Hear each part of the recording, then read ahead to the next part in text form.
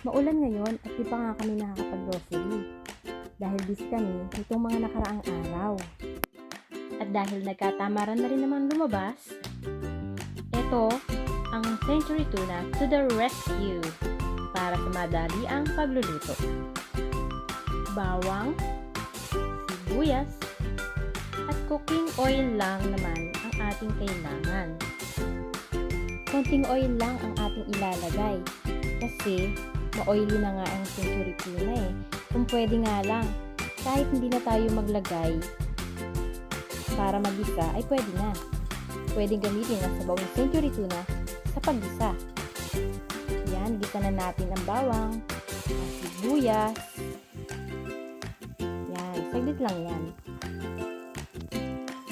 At kapag golden brown na nga, ay saka mo lang ilalagay ang yung Century Tuna. Yan, lagyan na natin.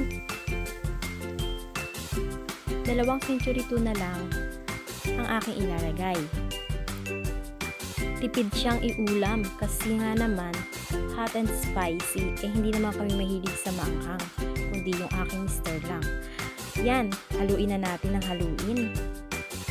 Pag nahalo mo na yan, mag-add ka na ng paminta, tsaka konti lang na ilagay mong salt.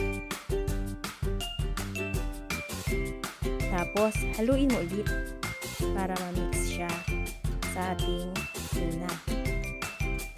Haluin mo lang at antayin na natin yan hanggang siya ay kumulo.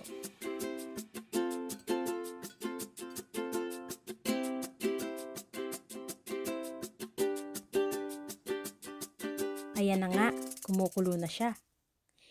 Ilang minuto lang at luto na yan. Pwede nang ihain.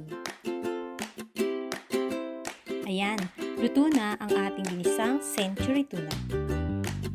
Pwede natin ihain. Naglagay lang ako ng isang sili sa ibabaw. In case lang naman gusto pa ng mister ko